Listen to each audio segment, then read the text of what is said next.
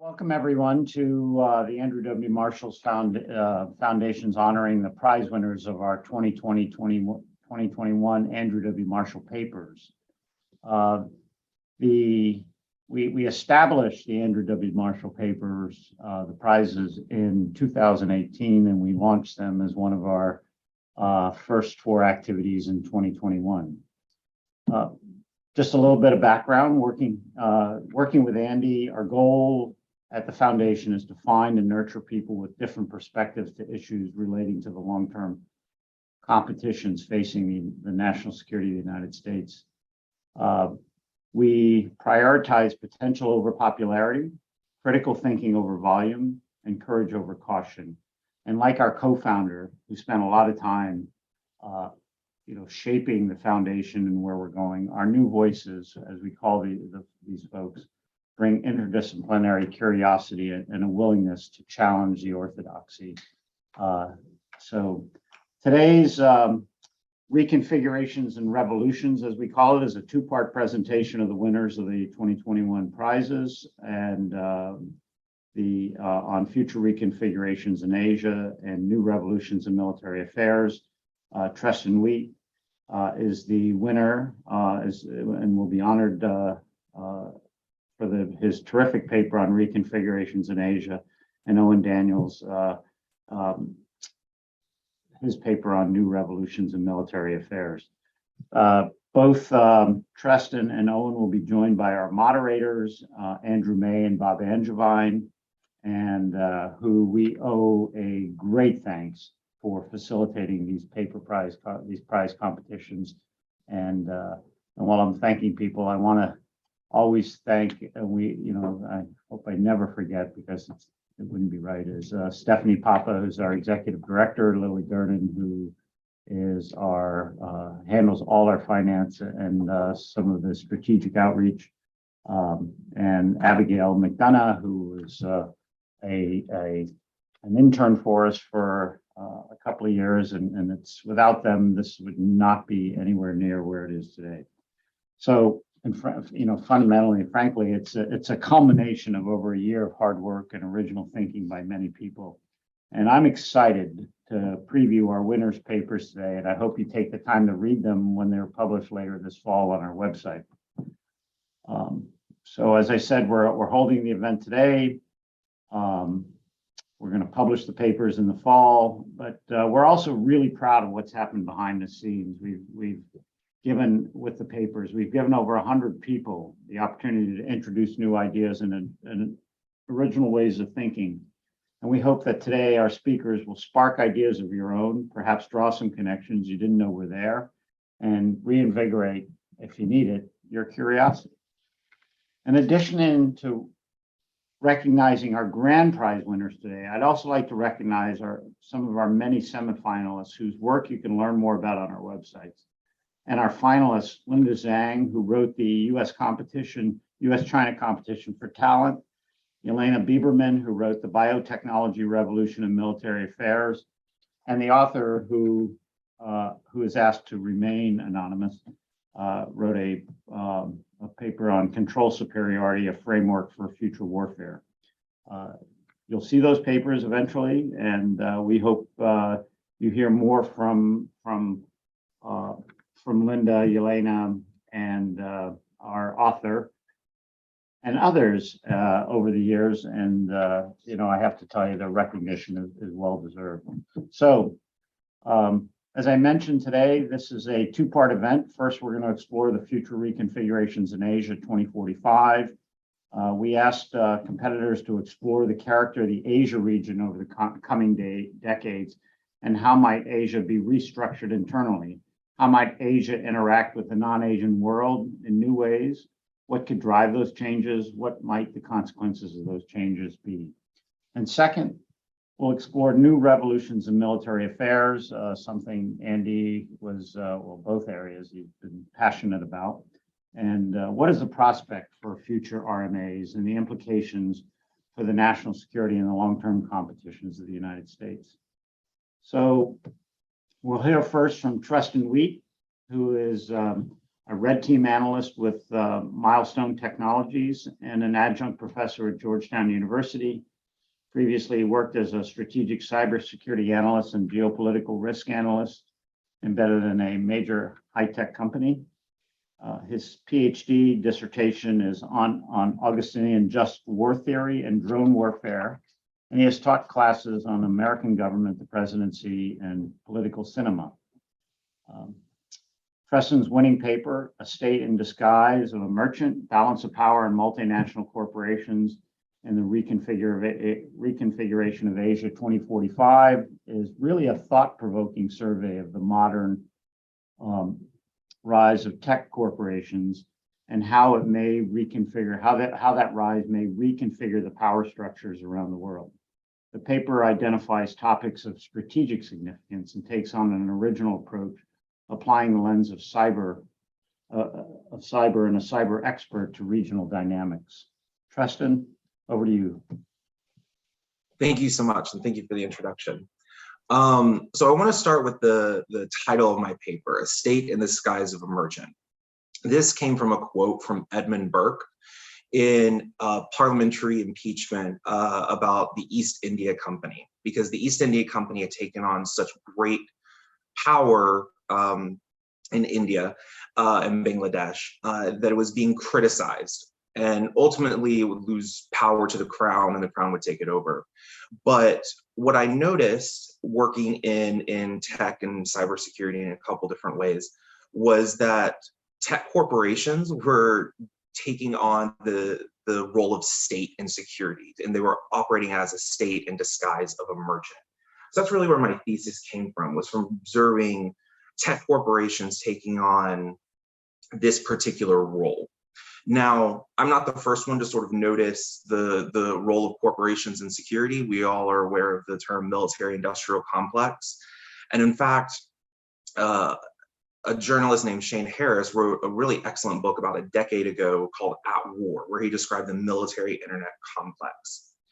And I noticed, though, that the military internet complex coming to life in my job, but it has also fundamentally changed since he published that book, in which he talked about tech corporations working with governments during the war on terror. And so what I noticed, the major trends that had changed was, one, tech became ubiquitous in our life. It now impacts everything from agriculture, the way farmers are able to plow their fields, to the way you pay your bills with Venmo and Zelle, through car manufacturing. New cars have about 100 million lines of code now, up through war and conflict. So companies like Microsoft selling HoloLens, or Google working on Project Maven, AI and drones. And so tech touches every single part of our lives now, way more than it did even a decade ago. And this is sometimes occurs in ways that we don't really see or understand. So for example, stacks where software builds on each other. This is why the SolarWinds hack was such a big deal, is because so many companies had bought the stack of software that it went through the businesses and the economy in a way that we couldn't even really see. And so parsing that was hard. Then another major change over the last decade or so that changes the military internet complex is that now corporations are acting independently of governments to protect their customers or protect critical infrastructure. So the tech becoming ubiquitous in our lives, and then tech corporations acting independently from governments to take on this role of security is the big trend that I noticed. But pulling down to how this would impact Asia, and I wrote about specific trends in impacting regional balance of power. And this is where reconfiguration comes in. And reconfiguration for this means changes to the balance of power, and then also changes in the way conflict is fought or done.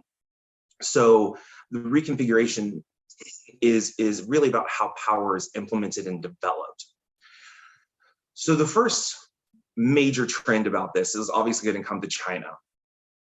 China has implemented tech regulations the last couple of years, has radically altered how their corporations have to operate, because they can no longer receive capital investments or work with other corporations because of these tech regulations that the CCP and President Xi imposed.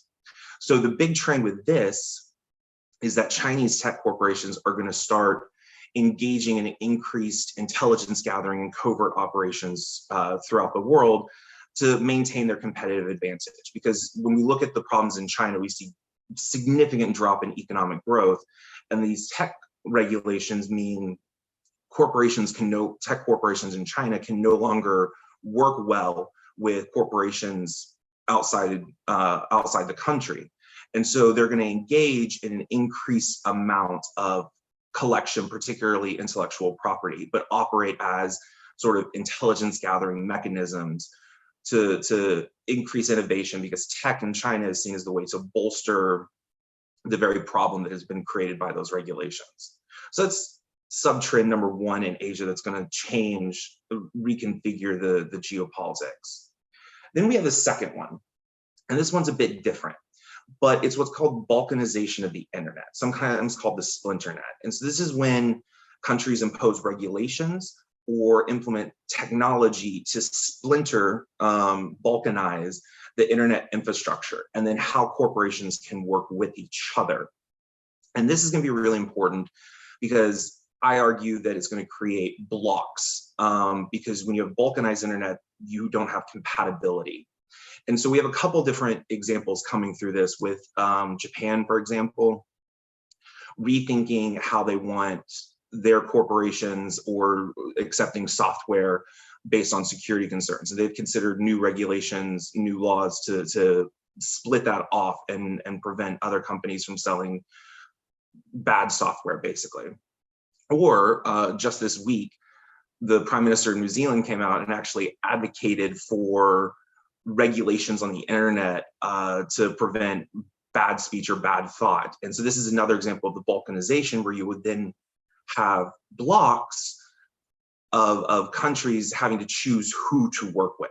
However, what goes along with this is that tech corporations will be the basis for a lot of economic development within countries, because tech is one of the few things that you can develop almost entirely domestically.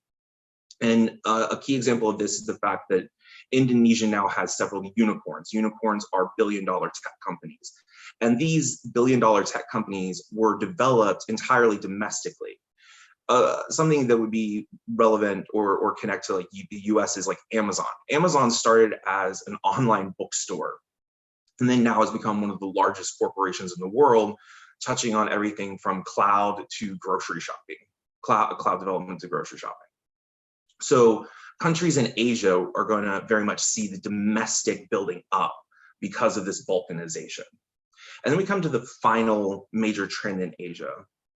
And this is really about conflict and how corporations are now directly participating in, willingly and unwillingly, in conflict. And a key example is the Ladakh border issue between India and China.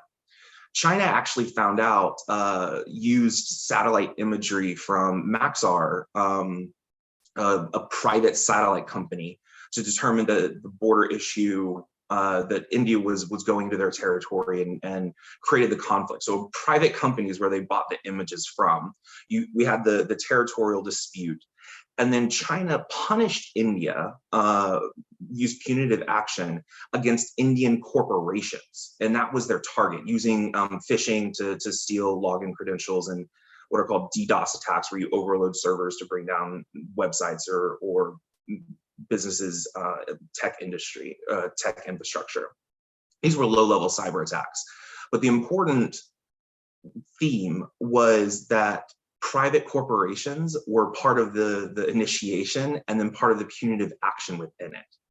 And this is also going along with US corporations participating in the region. So corporations like Microsoft, Google, Mandiant are targeting what are called advanced persistent threat actors, APTs, in the region in order to protect their customers. And so this is Vietnamese threat actors, huge area, Chinese, North Korean, but US tech corporations are actively participating in order to protect their customers and protect their data and protect their own infrastructure, but they're actually participating in the geopolitical issues in Asia, whether they are wanting to or not. And so all of this comes around to where I think corporations are going to play a central role in the reconfiguration of the region, the changes in balance of power, changes in the economic dynamics and the infrastructure, and then also the protections of critical infrastructure and participation in conflict. That corporations are going to play a central role in this over the coming decades. And relatedly is I also think this is a relatively good thing for security, because the world is so complex that governments can't take on all of this stuff by themselves. They simply can't manage all of it. And so I think it's ultimately good for individuals, the protection of their data, and good for governments that don't have to spend an inordinate amount of resources in order to protect everything. And so the role of tech corporations is going to increase in geopolitics writ large and security in particular. So that sort of sums up the general idea.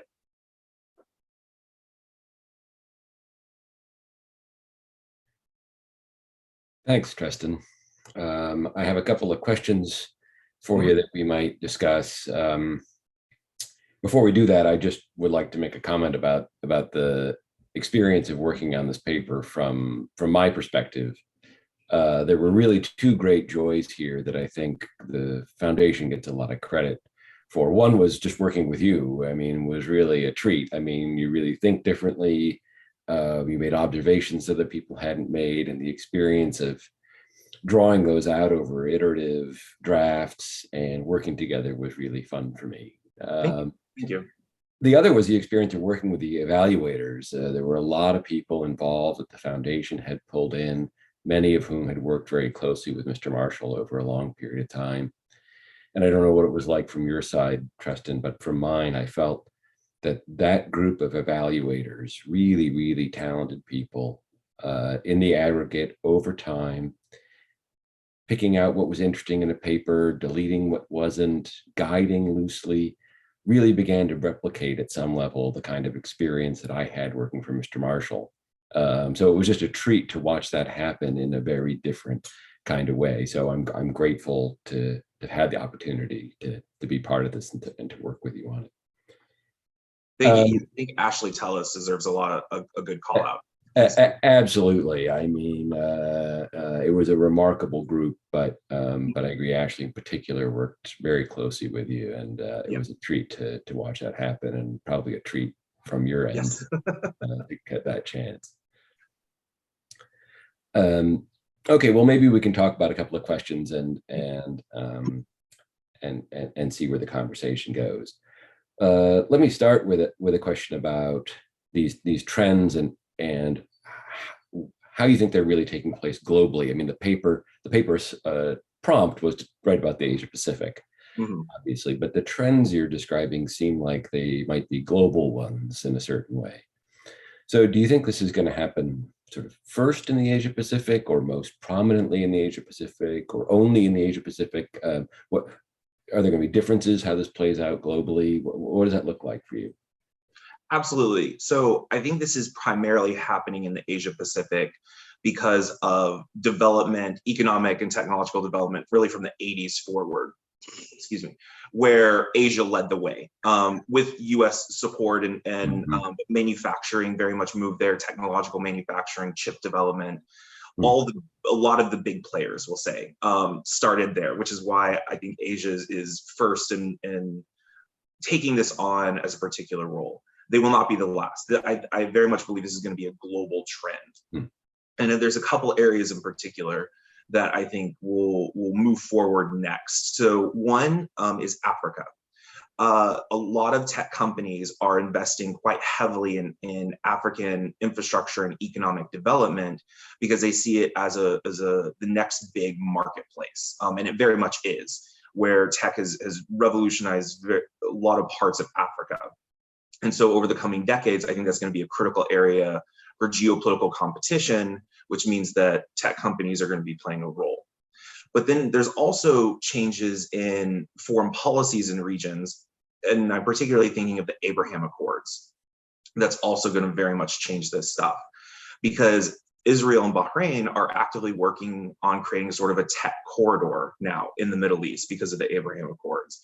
And so I think you're going to see the development over the next few decades of tech companies participating in that, because it's a great marketplace to open as well. And it's going to be led by Israel in particular, which is far in advance, big part of tech development writ large. So they have a good running head start. Yes.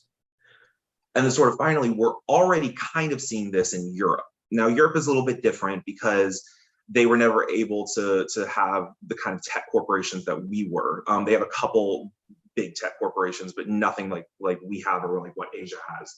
But the Russia-Ukraine war, we've seen many tech corporations step in and assist Ukraine. Microsoft published a report about how they targeted military intel connected, Russian military intel connected APTs, Starlink being put up there, PayPal, Meta have all participated in that. And I think that's a microcosm because it was a direct war, but it shows how other regions are also seeing this happening.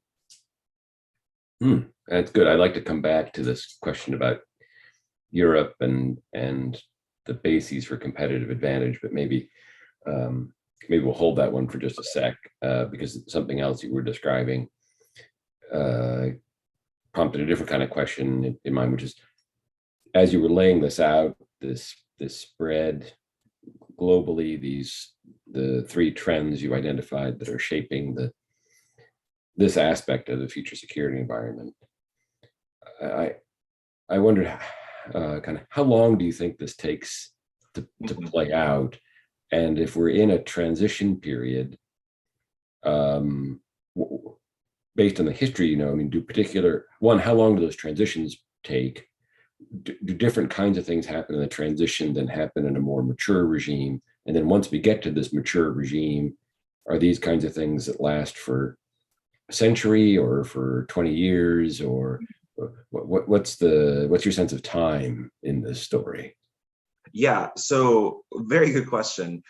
I think it's important to remember corporations as we understand them are only about 4 centuries old. So even the idea of a corporation isn't that particularly long ago. Sure. And then tech is the first major sector to touch literally every part of our lives. And so the trend that's developed is incredibly new. And I really only think the last 15 years are we seeing what I'm talking about. And so I think this is going to be decades long, that this is going to impact, because we're still seeing the rest of the world economically develop infrastructure to be able to participate in this. And so Africa, Latin America, Middle East, it's all coming up. So this is going to take several decades to occur, and it's going to be a big part of it. But I think it's also important to remember to reference the historical example of the East India Company. They ruled the region for less than a century. That eventually the government stepped in. And so to me, that's a critical variable that's hard to predict. Of governments may get tired of this, of corporations acting independently and taking on this role, and they could try to put a stop to it, which would very much alter the sort of thesis if governments just said, no, I don't want this anymore. So I think this is going to be decades long, but there are a few critical variables like government intervention that could change the entire trajectory. That's interesting. I mean, there's questions around whether states are getting stronger or weaker going forward, which might be one of the other variables. Maybe we can come back to that trend and its relationship to other trends in a sec. But now I'd kind of like to get to the competitive advantage question you were mentioning. I mean, you talked about how Europe doesn't have these kind of large tech corporations in a particular way. And you were sort of nice about how you put it, but there's a way of thinking that they have a lot of regulations and culture in place that retard the development of those kinds of corporations, and that's by design to preserve other kinds of ways of life and other interests and so forth. So this comes around to a question about what are the determinants of competitive advantage in this new regime? I mean, for countries or regions that might have special advantages. I mean, you said anybody could have a tech community, but we know right now that not everybody does, and there are impediments. Some of them might be institutional or cultural.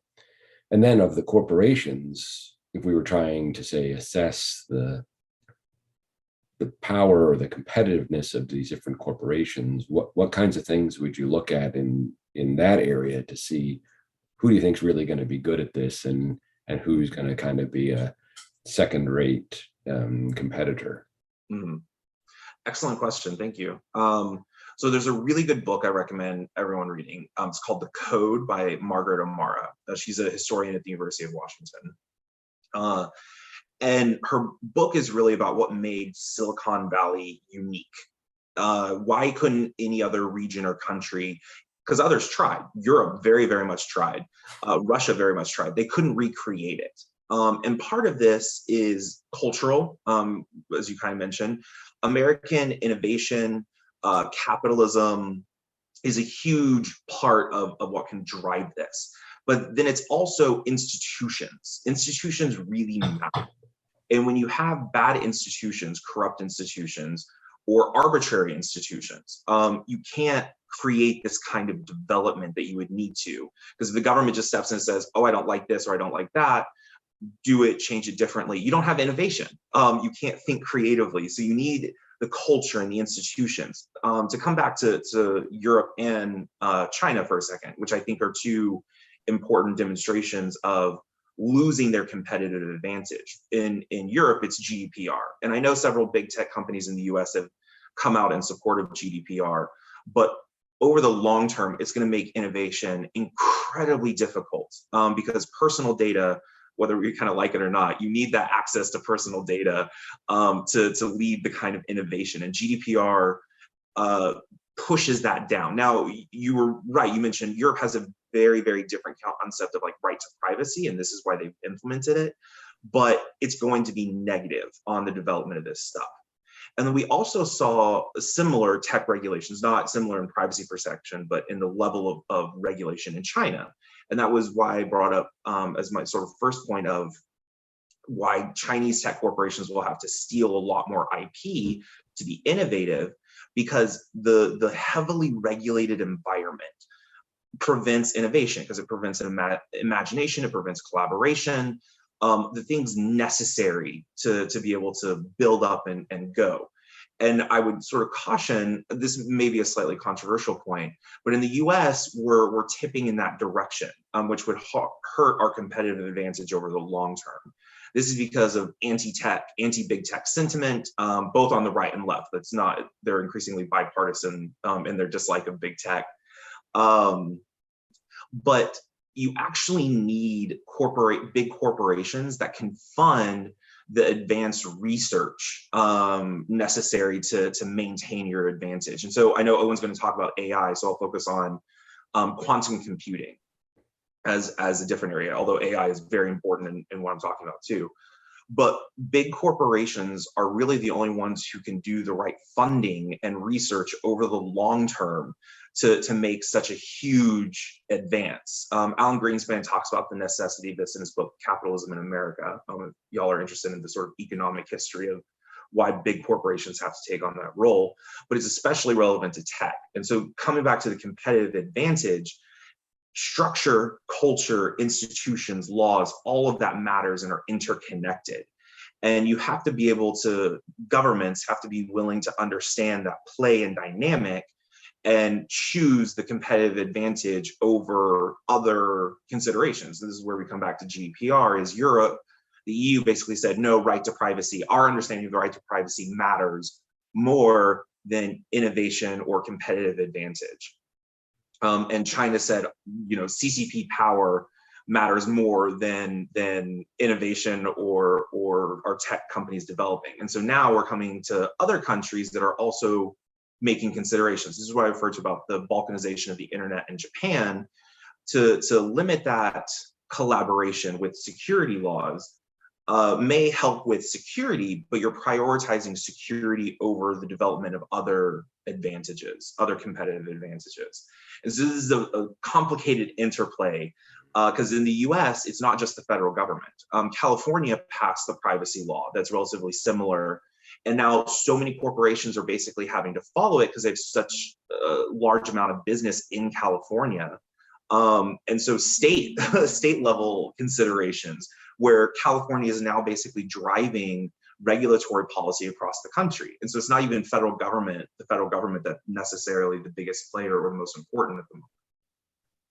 Well, it's interesting. I mean, it suggests there might be, as part of this, a kind of competition. As part of this competition, as states try to outperform, a reaching in to try to, support these kind of anti-government factions or anti-corporation factions or anti-tech factions in another country, kind of like the way that I would say, at least the adversary-supported arms control disarmament groups in the United States and in Western Europe, as a way of increasing factionalization, but also sort of putting weight behind a trend that was very favorable to them. No, I would look at the way Russia used disinformation to turn people against tech companies. And then Russia also did this with like energy in Europe. So other countries have tried doing this. The difference is like Russia is much better at like disinformation campaigns than China. Meta actually just issued a report on coordinated and authentic activity by Chinese threat actors, and they were very, very bad at it. They may be better at stealing IP, but not so good at this. But the point of another country trying to foment that hostility and disagreement could be like intimately connected to this geopolitical competition of, if I can get this other country to regulate away their innovative, their competitive advantage, I still gain and get up. Yeah. Right. And there are interesting questions about our competitive advantage, where I think we're good at having the tech corporations and so forth. I'm not sure how adroit we are at playing upon the divisions in our adversaries. I mean, we've had some success, but it isn't especially where I think our inclinations go as a government, as a country. Very much agree with that. Yeah.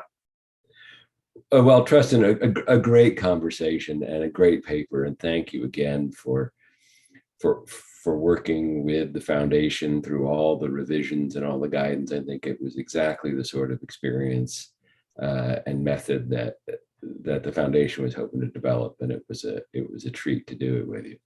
Thank you. I appreciate that. All right, we'll throw it back over to Jamie. Okay, well, thank you, Treston, and thank you, Andrew. I think it's terrific. I would like to, I think I forgot this at the beginning, and I want to let people know that if they have questions, they should submit them through our website or send an email to the Andrew W. Marshall Foundation .org, and we'll get them out here. So I apologize for that delay, and we can always catch up with Treston and with questions that you have. And also, last thing is that I want to remind people that our speakers today are speaking in their personal capacities only, and they don't represent their current positions, employers, aunts, uncles, and anybody else. So with that, I want to again thank Treston and Andrew, and introduce Owen Daniels, who is a policy communication specialist at Georgetown Center for Security and Emerging Technology, maybe better known as CSET. He also sits on the Young Professionals in Foreign Policy's Global Leadership Team as a Publications Fellow. And before CSET, he worked at the Institute for Defense Analysis, their Joint Advanced Warfighting Division, researching AI and autonomous weapons norms and joint concepts. And he's also worked in the Atlantic Council, Scowcroft Center, and at Aviation Week. Owen's winning paper, the AI RMA, The Revolution Has Not Yet Arrived, or has not arrived yet, I'm sorry, is an outstanding, nuanced assessment of artificial intelligence and the extent to which it constitutes a revolution, or maybe it doesn't. It also demonstrates the importance of the concept of a revolution in military affairs, and that the understanding that an RMA is not just a technological change. It's a much more complicated and complex look. So Owen, over to you, and thank you. Yeah, thank you for that, Jamie. And thanks also to the foundation for providing such a supportive platform to really conduct this research. This was a great learning exercise for me. So I'd like to begin by explaining how I arrived at this topic of evaluating whether an AI RMA is emerging from US-China competition. So I feel that the framing around US-China competition is relatively straightforward, given the geopolitical, military, and tech rivalry between the two states. And also, I think on the AI subject, notably for the fact that they both stand out as global leaders in AI by markers like spending, academic publishing, granted patents, and their flourishing private and public research sectors. Not only that, but they're worth comparing because they're pursuing this kind of AI supremacy, quote unquote, in two different ways. So China through a more centralized approach. People are probably familiar with the concept of military civil fusion, and the US through a more decentralized model of innovation. So I had that background going into the paper, but I was less familiar with the concept of revolutions in military affairs, or RMAs, when I set out on this research journey. But I quickly found, delving into the scholarly world of RMAs, that this analytical framework offered a really kind of useful way to get at questions about AI's impact on military affairs in ways that we're able to avoid hyperbolic analysis about AI that you see in day-to-day or trade publications. So the genesis of my paper really lies in that desire to try to pull a signal out of the noise and frame discussion about AI's military impact in a more productive way. And so what I quickly found, as with any research project, is that some scoping and defining terms was necessary up front. Specifically, I needed to define how we think about AI in a national security context, and then provide some scoping for RMAs. So AI is broadly defined as the constellation of technologies that enable computers to perform tasks requiring human intelligence. And often when we're talking about AI, we're speaking about this trinity of data, algorithms, and computing power. What most people probably think of as AI today is machine learning that uses deep neural networks to create some of the rapid progress we've seen over the past decade in application areas like computer vision, language processing, and decision support, among others. And I think most of us in the military context are familiar with conversations about AI and autonomy, autonomous navigation, processing big data sets for applications like predictive maintenance and logistics, or some of the more publicized named programs such as JADC2, Joint All-Domain Command and Control, where we've been told that AI is figuring to play a large role. So we have the AI definition. On the other side of the equation, we need the RMA definition. And here, Michael Horowitz and Stephen Rosen have a great kind of concise understanding of RMAs that I drew upon for the paper. An RMA is a combination of new military organizational goals and structures with new operational practices on the battlefield that are sometimes, but not always, driven by new technologies. And that's kind of the key element that I'll return to throughout the presentation. So RMAs, according to Andrew Krepinevich, one of Andrew Marshall's colleagues, have four primary components. There's a technological change component, there's a military systems evolution component, there is operational innovation, and organizational adaptation. And I think assessing AI and other technologies through the lens of these four elements demonstrates Andrew Marshall's idea that RMAs aren't the mere products of technological advancement. They're more about the interplay of new tech and systems with military culture and intellectual ferment. So new technology alone will not generate an RMA. Without the operational and organizational aspects, the RMA won't be realized. And I think a really kind of easy tactile example to grab onto We talk about kind of the Blitzkrieg and the innovations in maneuver warfare. It was not enough to have kind of the new tank technology, but you also needed the simultaneous reconstruction of the force structure where you have panzer divisions that are purely tanks separated from soldiers who are on foot. So it's that combination of the new technology plus the new ways of thinking about warfare. And so my research ultimately posits that if AI is kindling an RMA in the US or China, we'd expect to see AI affecting all of those four components of RMAs. And ultimately, my analysis, kind of going element by element, finds that that actually isn't the case. So the first RMA element I mentioned was technological change. I think we've seen a lot of progress in this area with AI. But from a military perspective, it's really important to acknowledge AI's brittleness and some of the vulnerability to adversarial tactics and the challenges presented by acquiring data and expensive computing methods. So AI can struggle to perform well outside of constrained testing environments, and it can be relatively easy for adversaries to manipulate certain AI applications, even through low-tech methods. So in one example, researchers were able to foil a computer vision program from recognizing stop signs simply by placing like a 1 by 1 inch square of black tape on the stop sign, and that foiled the system. Obviously, combat environments are even more complex, and so immature systems can create possibly more problems for warfighters than they can solutions. And then even as we think about non-battlefield AI applications, data and training can be expensive and challenging. I think a great example is the US Army, in trying to develop a predictive maintenance system, actually found that most of the historical maintenance records were handwritten, and so they were not machine readable. And so there was an underlying effort to have to create data from old records that were not easily accessible, and the application of AI lagged in that case. And so given these factors, I don't think it's surprising that the evolution of most military systems with AI can broadly be categorized as fairly nascent. So in my paper, I don't try to exhaustively catalog every AI-enabled capability, but I provide examples from across autonomy and robotics, decision support systems, maintenance, sustainment, logistics systems, modeling and sim, and then information, operations, and cyber. And I think the big takeaway, even though I just listed a whole mess of categories there, is that progress generally tends to be broader than it is deep at the moment. So a lot of these applications, at least the ones we know about publicly in the unclassified space, are either in developmental or experimental stages. And for most battlefield applications in particular, the impact appears to be limited at present. So moving on to what Andy Marshall thought of as the intellectual side of the RMA, we have operations and organization, or force structure. And so while we've seen that technical advances in AI are beginning in some limited degree to inform military systems, there's less evidence that AI is impacting those two elements of the RMA.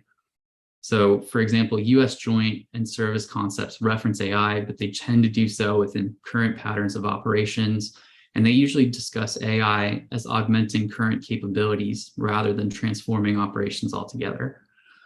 China has some interesting operational thinking about AI. One of their emerging concepts is intelligentization, really, which considers how to incorporate AI in a new operational context and use it to win in what they call the cognitive domain, or information environments and attacking enemy C2.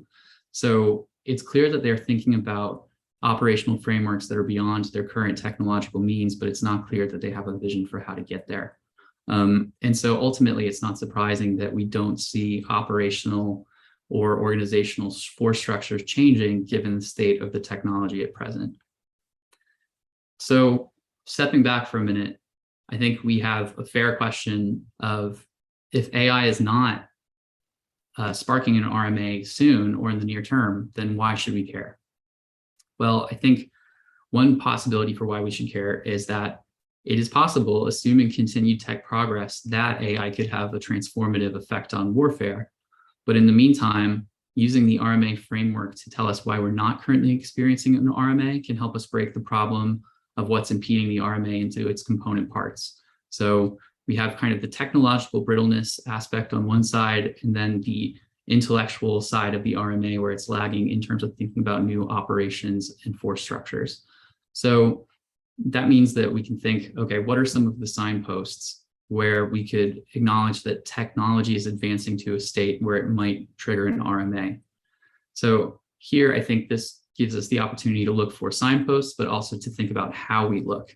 And so most major AI advances originate outside of governments. So open source monitoring of private sector and academic research could help uncover revolutionary developments in AI. China has a major open source monitoring S&T capability that it already employs in this regard. It's not clear that the US has such an enterprise. But as far as specific technological signposts, we could look at advanced development of enabling computing technologies, things like quantum, or training methods that require less compute and are therefore less expensive and might be more widespread. I think perhaps most importantly, progress in explainability and interpretability of AI will be critical for developing human trust in systems that are opaque. And then the final signpost, the final set of signposts rather, are from governments, where if we see the emergence of new test and evaluation frameworks or doctrinal guidance, those would likely be later stage signposts that indicate governments feel the need for those things and that they're going to begin to affect training, TTPs, or acquisition requirements. So if we make an assumption that technology is going to continue to improve in AI, we still have the issue of operational and force structure or organizational components lagging. Militaries are still going to need to make progress on the operational and organizational sides of the RMA. And so I think what that enables us to do as analysts is to begin to look at historical examples for insights that can inform our understanding of a potential AI RMA in the future. And so my paper concludes by using the carrier aviation RMA that emerged from interwar competition between the US and Japan as an example. So I know I'm up against time, but I'll quickly give a few of the main takeaways. I think it's important to keep in mind that historical analogies are imperfect tools, but I found at least 3 lessons particularly relevant to US-China AI competition. First, the importance of realistic experimentation was really key. And using real-world data and rigorously interrogating experimental results gave the US an advantage over Japan when it came to realizing the carrier RMA. Next, effectively navigating bureaucratic hurdles and adapting mental models was critical to success. So US naval aviators, particularly in the Bureau of Aeronautics under William Moffat's leadership, succeeded at this far more than their Japanese counterparts, which ultimately benefited them closer to World War II. And finally, the third kind of brief lesson to keep in mind is that circumstances and luck play important roles in RMAs. So leaders, culture, operational conditions, all are subject to luck. In circumstance, you are not necessarily certain who you're going to have in a leadership position and whether those kind of people are able to foster innovation or not. But those factors can have an outsized impact on whether or not one side is able to adopt the changes necessary for RMAs. So I'll leave it there and welcome Bob to the conversation for the Q&A. Thanks, Owen. I want to just start out by making 2 brief points. One was to compliment Owen on a fantastic paper, and one that through the process of the paper experiment, I think changed quite significantly and for the better. And that's a unusual and praiseworthy quality for an author, is to be able to take constructive criticism and incorporate it and improve the product. And I think Owen was an outstanding example of that quality.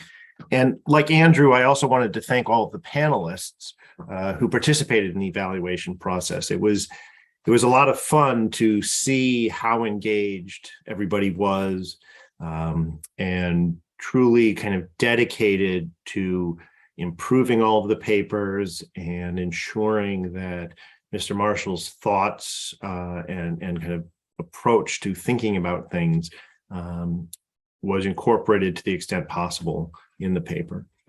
So with that said, Owen, I wanted to start out with kind of a big picture question, which is, in general, people refer to revolutions in military affairs, and I think it's also true in your paper, as things that are desirable. Yet you note in your paper that the dominant military actor is typically not the actor that benefits the most from an RMA.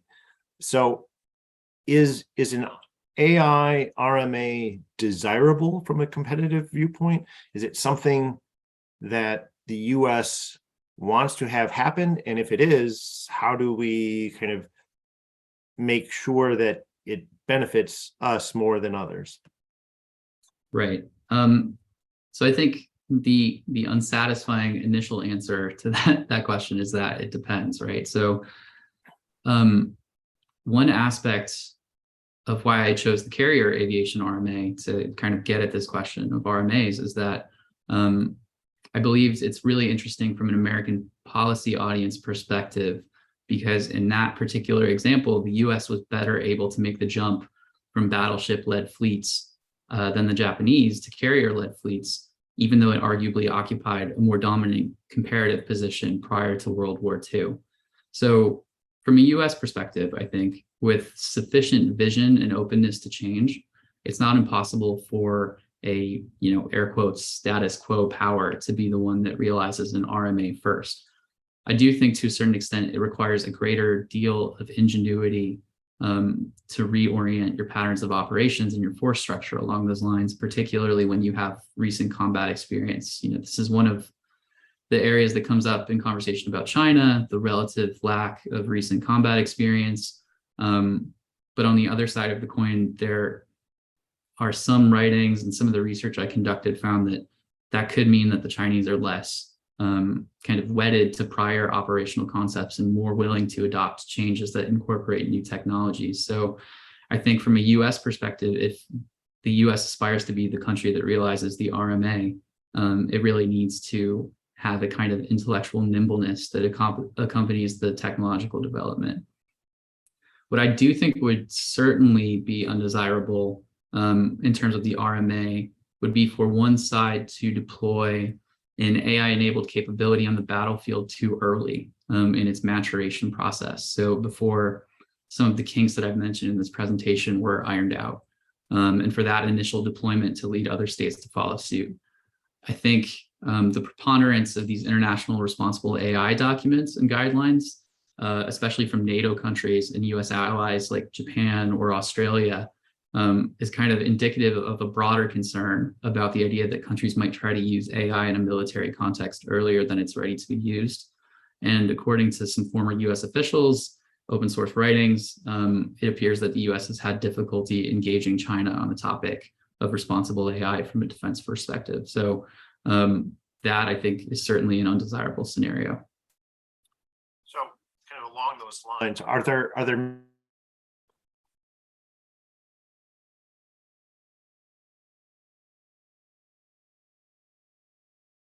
being fielded before ready, or are there one where that whole particular promise?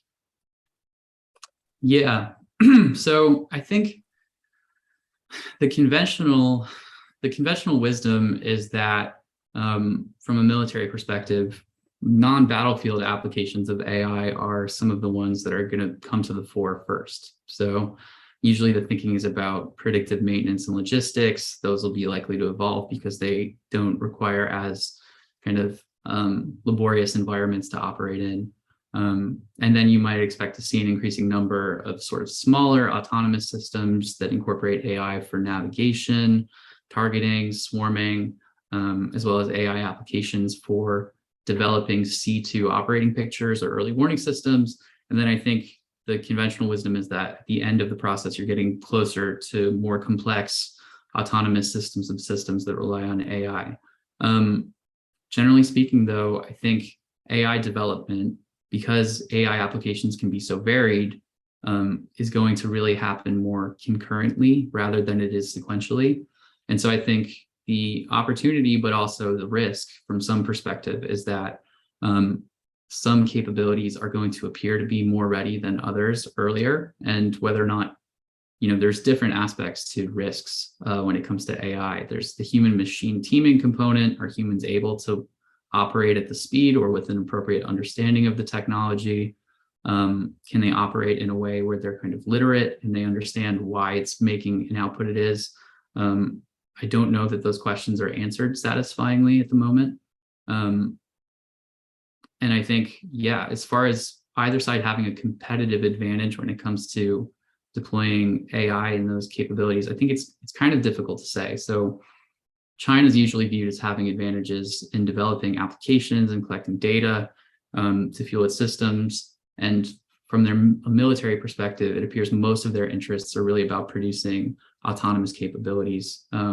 They could rely on AI, particularly like underwater capabilities, for example. But I think there are questions about the technical quality of those capabilities, both independently on their own merits and compared to the US. So to the question about, using those things kind of early when they're maybe at a more nascent stage than they should be, I think that's always possibly a risk. And right now it's tough because a lot of these capabilities are unproven, unreported, and you're not going to be able to do a Janes or double-I style comparative analysis of those capabilities. So it's a really important question. So just to try to link the two papers a little bit, Treston mentioned the role of culture in the rise of Silicon Valley and in kind of determining which regions of the world might have an advantage in terms of kind of corporate technological innovation.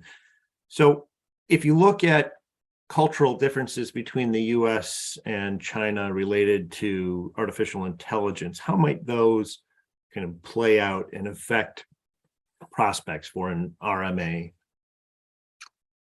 Yeah, so I'll caveat by saying at the beginning, I'm not a China expert, but I had the really great opportunity to speak to many of them over the course of my research. I think the difference that most people jump to when they're talking about kind of the differences in the US and Chinese approaches is the centralization factor. So a lot of people look at China's more centralized approach under military civil fusion, kind of assume that it offers an advantage over the decentralized US approach when it comes to marshaling resources, setting research priorities, ultimately accessing AI applications that could be used for military purposes. And so I think there is certainly something there that could be advantageous. But I think also to the point Treston raised in his part of the presentation, and to the point some experts that I spoke with discussed, what this also might mean is on some level you are getting interference, or you're getting interventions on the part of people, say in the PLA, into programs perhaps earlier than might be useful, or you're getting different kinds of political pressure. Certainly, there's a deterrent aspect to innovation in China, given corporate espionage concerns and tech transfer pressure from the government. And so I think when it comes to attracting some other innovators, the US has advantages in that regard. I think also, speaking in terms of culture militarily, US joint military culture is better established. And so for the types of AI capabilities that might need to span the force, I think it's possible that the US might have an advantage in that regard. So one of the other kind of, not obstacles, but one of the places what you've identified where we really haven't made much progress yet in terms of an AI RMA is organizational change. In your paper, you suggested that personnel are really kind of key to organizational change, and others have essentially said the same thing. You used the carrier aviation RMA as a kind of lens through which to look at the AI RMA. And one of the keys, at least from my reading of the carrier aviation RMA, was getting key personnel into positions and making carrier aviation an attractive career field within the Navy. How do you see that playing out in AI? How do we make sure that we have a highly capable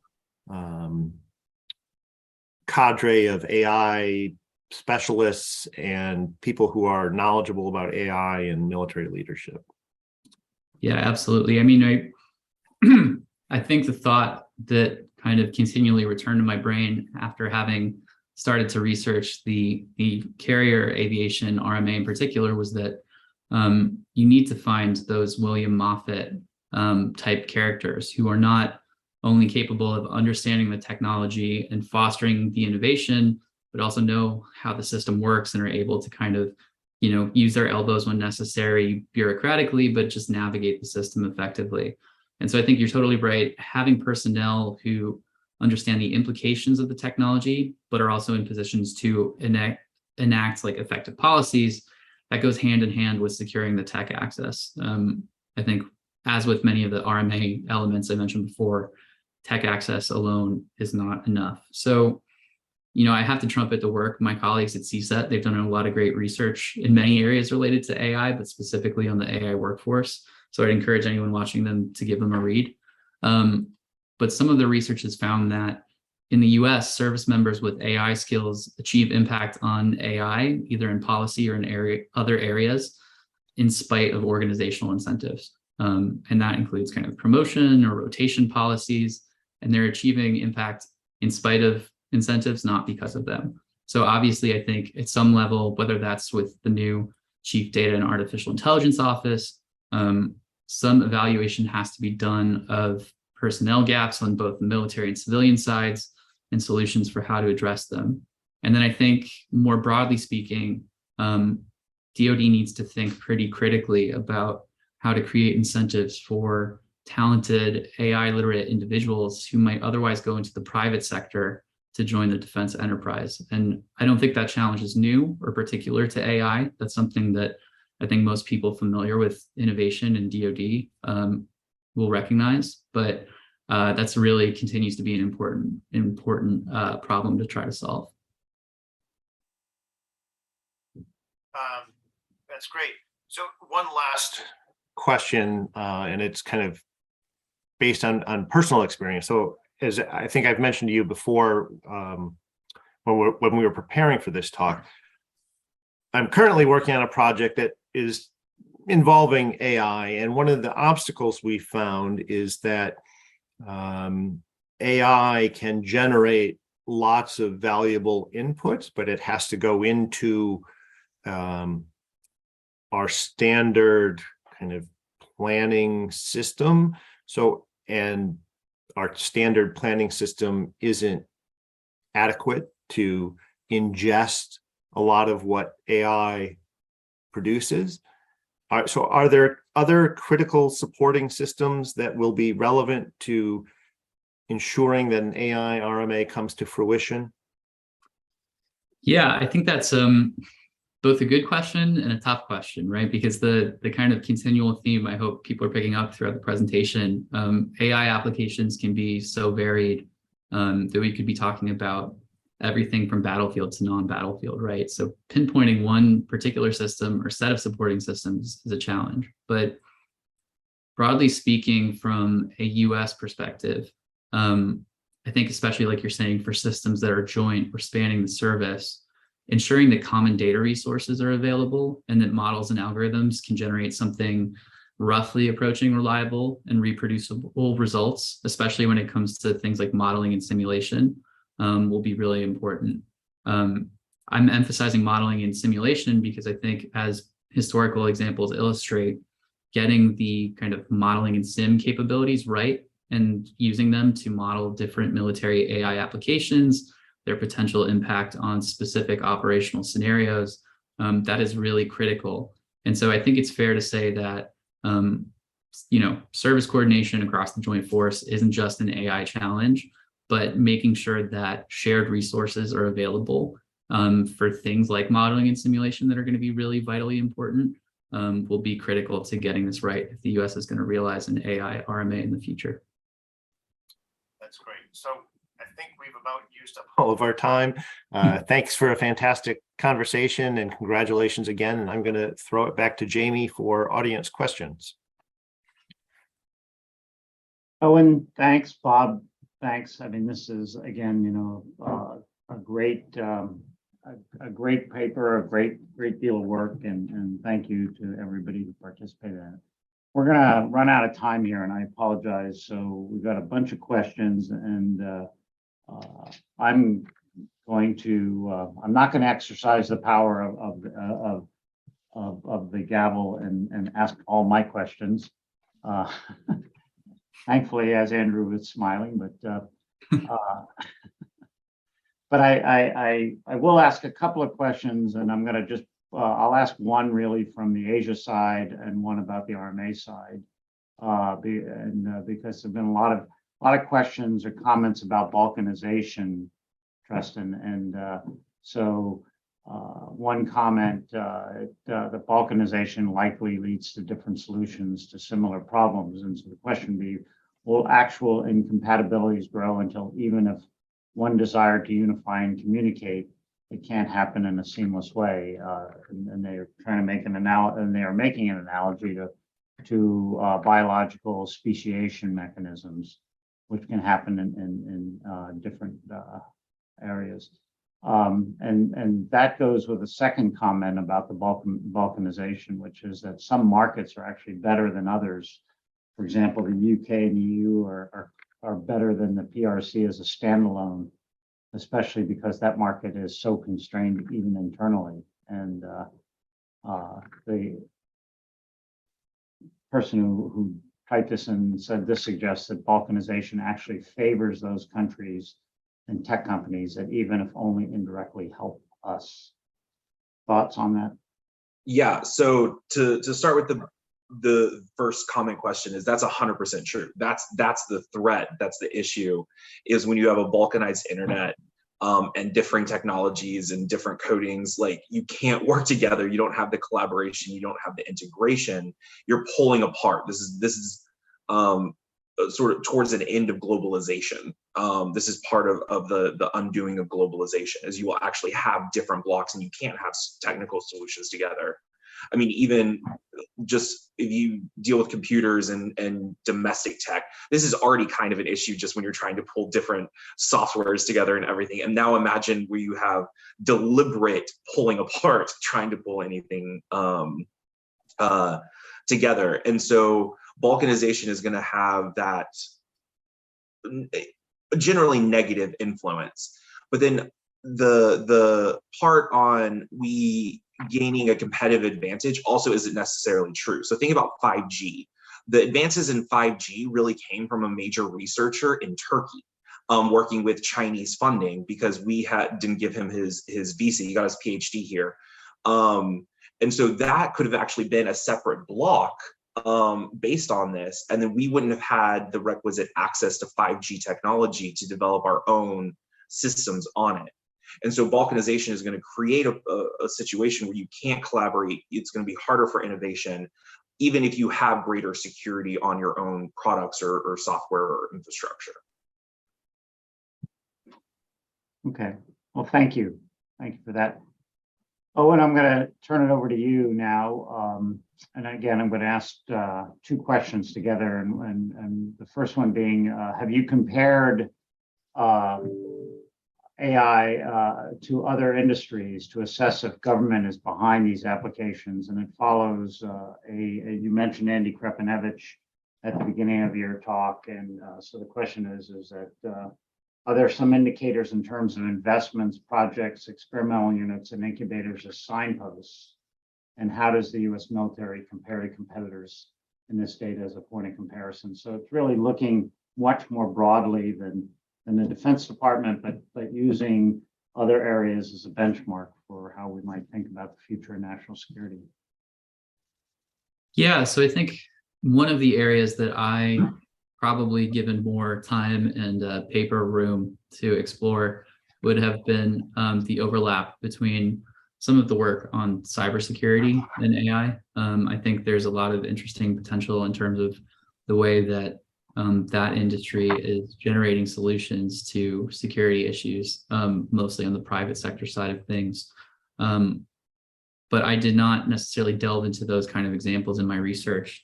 I think more broadly, though, what emerges from the picture of the kind of AI field is that the aperture is so broad that you're not going to necessarily be able to capture it if you're only looking from a government perspective on the high side at technological capabilities that are coming from governments. And so I think it's really useful to think about the ways that either government in partnership with industry or the public sector, research institutions could try to think about monitoring research publications that's coming out of both industry but also academia, so that we can try to stay on top of some of the new types of technologies that are emerging and new applications of AI. Perfect. Well, look, we're coming to a close here, and so I want to thank everyone who participated in this experiment. It's our grand prize winners, the finalists, the semi-finalists, all the people, frankly, who submitted an abstract, and we had so many, well over 100, and just so we really do appreciate it. I also want to thank our grand prize winners, the finalists, the semi-finalists, our facilitators, the people who did the evaluating of the papers, Andrew and Bob, Stephanie again, Lily, and I mean, it's just been terrific in our advisory group that we have that's been spending a lot of time with us on thinking about the future. So, you know, Andy's hallmarks, well, if you understand, Henry Kissinger once said, Andy endorsed asking good questions to complex issues over finding brilliant answers to simple questions. And I think what we've seen today is both Owen and Treston have achieved that. I mean, they're asking good questions. The answers are not clear. The future is never clear. And so we're looking forward to hearing more from them, and as other people want to take this on. And you know, Andy's other hallmarks of a worthwhile projects is that did we find interesting people? And I think the answer to that is yes. And did it foster and surface and foster original thinking? I think the answer to that is yes. And did it raise more questions and provide answers? Henry Kissinger would also say yes to that. And so I hope you come away today from the papers, which we will be publishing in October, with ideas for more areas of inquiry, valuable questions to ask, and people to engage with. Any inputs you have, we're always open, we're always looking. And you know, from my perspective, I hope I hope you've become more curious in the course of this morning. So before we end today's session, I encourage everyone to join us next Thursday, October 6th. We've got a book launch of reflections on net assessment, interviews with Andrew W. Marshall. This is a collaboration between, well, it was actually pretty simple, except from between IDA, the Institute for Defense Analysis, and you'll see Bob Angevine again, and the Andrew Marshall Foundation, Andrew W. Marshall Foundation. This is going to be a discussion of Andy in his own words. The book is based on a series of interviews with Andy, and we published a verbatim transcript of the series of interviews, including the questions that were asked of him during the interview process. So there's a lot of goodness in here. It's not necessarily that long a book, only, I don't know, 300 and some pages, but